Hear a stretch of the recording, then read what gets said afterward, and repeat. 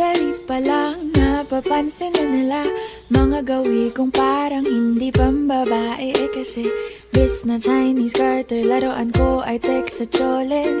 Tapos ko jamming ko lagi noon mga sigang lalaki sa amin.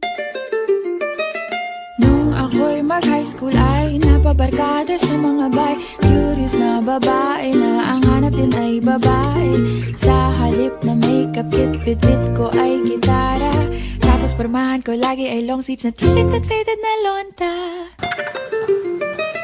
Pero nung makilala kita, nagbagong bigla ang aking timpla. Natutuwa ko na magpariban at mag-ahit ng kilay at least once a month. Hindi ko alam kung anong meron ka na sa akin ay nagpalambot ng bigla. Sinong mag-aakalang lalaki pala ang bibiyag sa tulad kong tigreng gala.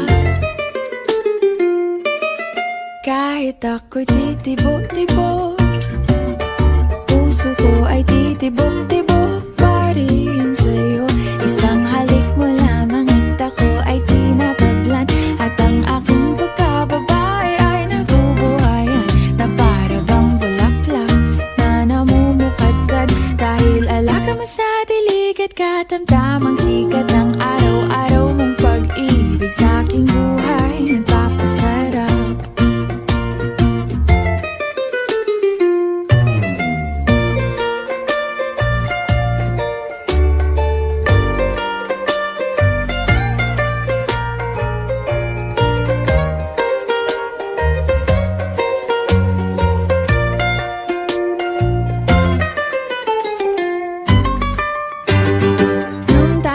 College ay saka ko lamang binigay ang matamis na oong 10 buwan mong trinabaho.